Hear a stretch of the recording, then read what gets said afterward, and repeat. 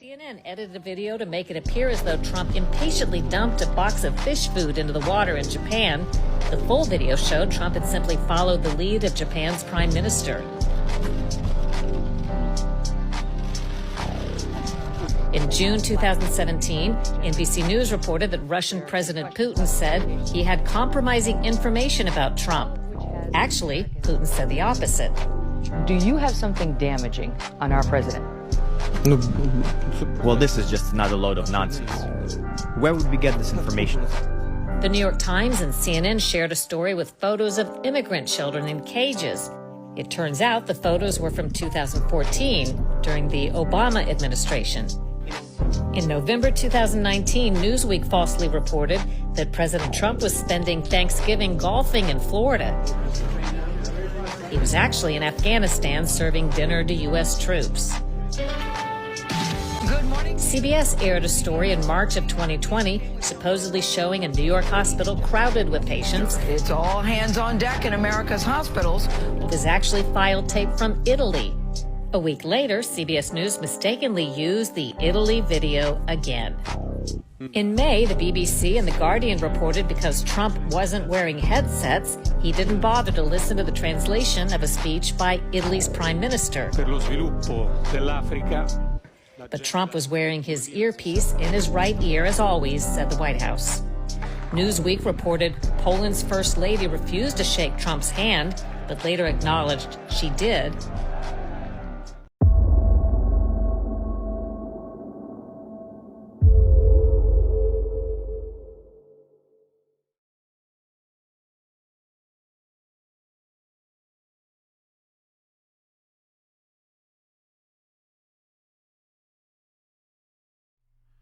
And welcome to The Right Angle. You know, the transparently corrupt New York trial has really got me thinking more about that trial in future videos. I'm sure there's going to be hundreds of them. But it's got me thinking about all the lies and all the corruption, everything that's been perpetrated against Donald Trump. And just the litany of things that have not come true, have been proven hoaxes, have been proven falsehoods. And, you know, the worst thing about all of it is that there's no accountability. There's no consequence to the lies. They just keep on lying. You know, the lie that he's a racist, that's a lie. He told people to drink bleach to cure them of COVID. That's a lie. He said soldiers are losers. That's a lie. He colluded with the Russians to take the presidency. Another lie. And oh, by the way, on that one, Hillary Clinton's campaign is actually the one that started the whole thing. She paid for the dossier that started the investigation in order to hamstring Trump's campaign. Oh, and to get some market research on him before trying to win the presidency in 2016. Oh, and by the way, Obama spied on Trump's campaign. The first time in American history that's ever happened where you had a political opponent spy on your campaign because of some foolish Russian hoax collusion deal. So we all know that the Democrats are out of control, but there's really one reason for all the lies, like the ones we saw just a couple of days ago from AOC in New York. By the way, he's doing it in the South Bronx not to make a point, but because he's got court, and the man practically has the legal version of an ankle bracelet around him, and he can't leave the 5 boroughs because he always has to be in court. And so it is truly an embarrassment to him, and I am looking forward to the response of everyday Bronxites talking about how they feel about him coming to their backyard. So there you have it. Prosecuting Trump is like putting an ankle bracelet around him because he can't campaign, she says. So really, you know, if that doesn't tell you their plans, we've seen everything. We've seen all the antics, all the falsehoods, all the collusion between the media, between these DNC operatives, you know, paying Twitter personalities to mimic a message all throughout the space. Look at you, Harry Caesian. And we're seeing all these things happen in real time. And there's so many lies that it's hard to keep up with that they just want to bombard you with it. But we have to remember that anything built on lies is going to break down, is going to crash, right? And if you look at everything that we've seen, at least with these cases, right? Because with the hoaxes, you see the lies, you know, we got a bunch of Jussie Smolletts running out there trying to tell you what has happened when it actually didn't happen, and we get that. But when it comes to like this real stuff, when you're talking about sending these agencies and having the justice system operate against your political opponent, this is what we've seen in every single case. It's about running interference for that fraud that's currently occupying the White House. But when your cases are built on a stack of cards, they're eventually going to come crashing on down, right? That's what we've seen in the RICO case. That's what we've seen in the documents case. That's what we saw with the J6 cases. On and on and on and on and on. These people, these minions, I mean, you got to give them credit. They will go to the ends of the earth to ensure that their corruption, the lies, that, you know, all that for the sake of power is done. I mean, they want power. They want to control. This is what this is all about. Every single opportunity they're taking, every single angle, everything amounts to only one thing, and that is power. And, you know, in their quest to get that power, they're going to continue to fall over themselves to get Trump. But each time we see again that it was all lies. We see 6 months later, oh, retraction. We see this, we see that, but we continue to sort of just take it in stride. That's where you start getting that sort of numbness to what's going on. There's so much corruption out there, which, you know, is nothing new for our country. But America as a society isn't used to the kind of naked corruption that we're seeing.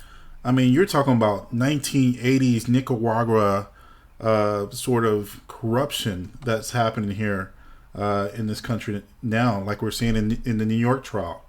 Look at what the judge in that trial just did today. The way that he basically went against Trump's Sixth Amendment rights.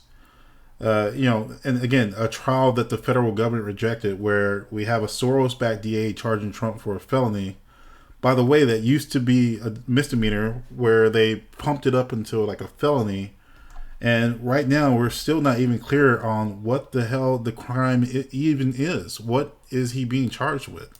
But we know since this trial is in New York, there is a chance that Trump can be charged guilty. And I hope they put him in jail. Listen to me first.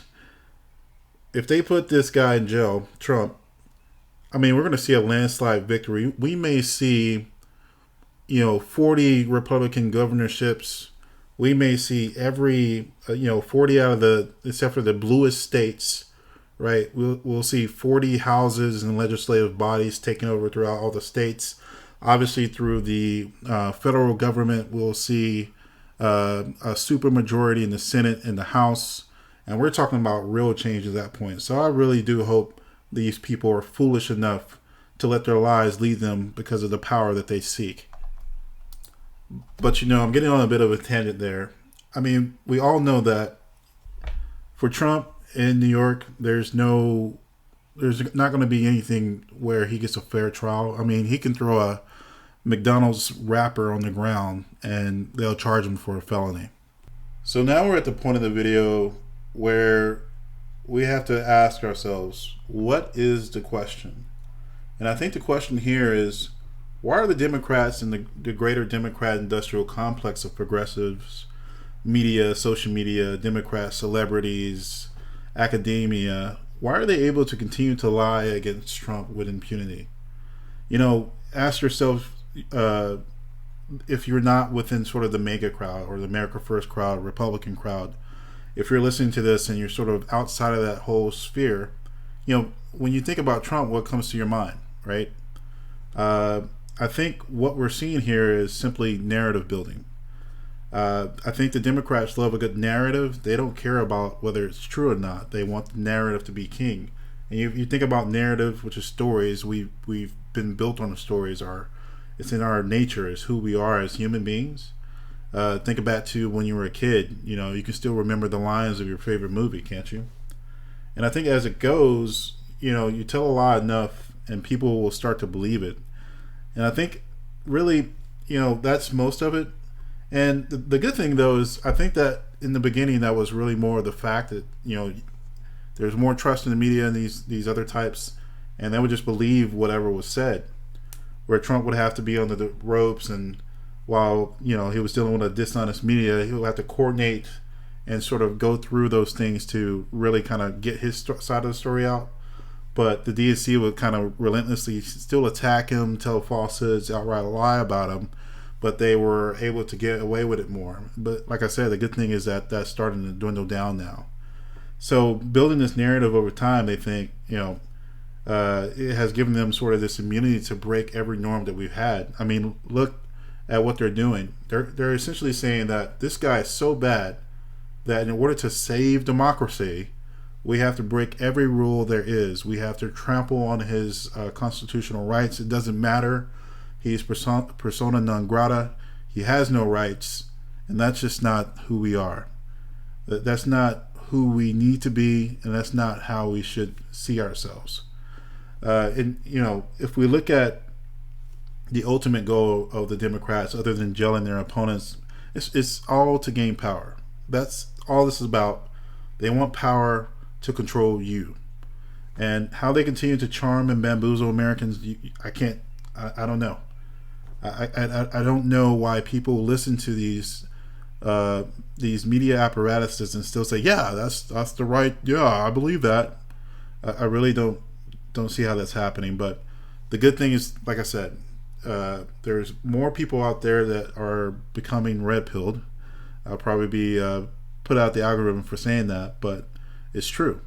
And I think even though the truth seems like it's some kind of old-fashioned notion, it still matters. We rely on truth. It's part of the natural law of justice that we've been built with by God's good grace, right? And that's why it still matters, and that's why we can't run away from it, and that's why we feel bad when we see the lie.